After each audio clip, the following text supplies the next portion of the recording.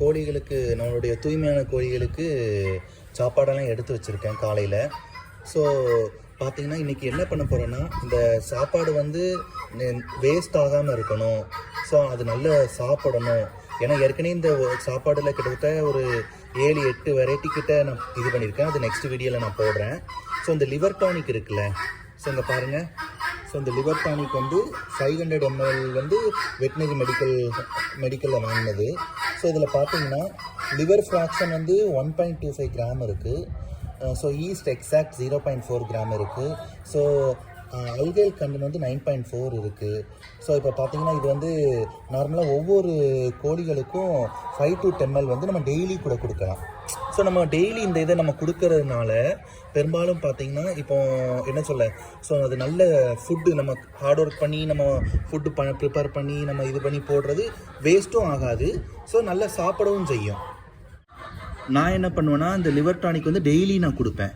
So இந்த liver tonic வந்து ஒரு மூடி எடுத்துகிட்டு அப்படி கொஞ்சம் கொஞ்சம் இதில் கொஞ்சம், ஸோ இந்த இதில் கொஞ்சம், தென் இந்த இதில் கொஞ்சம், தென் இந்த இதில் கொஞ்சம், ஸோ அப்படி எல்லா இதுலேயும் நம்ம கொஞ்சம் கொஞ்சம் கொஞ்சம் கொஞ்சம் இது பண்ணிடுவோம். ஏன்னா நம்ம பார்த்திங்கன்னா நம்ம பெரும்பாலும் இந்த ஃபுட்டு வேஸ்ட் ஆகாமல் இருக்கணும்ல. ஸோ இந்த மாதிரி நம்ம கொடுக்கும்போது அதுக்கு பசியும் எடுக்கும். ஸோ பசியும் எடுக்கும், நல்லா சாப்பிடும். தென் நம்ம என்ன பண்ணணும்னா, நம்மளோட இதுக்கு தகுந்த மாதிரி வாட்டர் வந்து கொஞ்சம் ஊற்றி லைட்டாக விரைவிக்கிட வேண்டியதான். ஸோ நம்ம ஒவ்வொன்றுக்கும் வாட்டர் ஊற்றணும். ஸோ வாட்டர் ஊற்றிட்டு முடிஞ்ச அளவுக்கு நம்ம லைட்டாக விரைவிட்டோம்னா கோழி வந்து நல்லா சாப்பிடும், நல்ல வெயிட் கெயினும் ஆகும். ஸோ இங்கே பாருங்கள், இந்த லிவர் டானிக் மூலமாக, ஸோ இந்த லிவர் டானிக் வந்து நீங்கள் வந்து 0.5 எடுத்துக்கிடலாம்.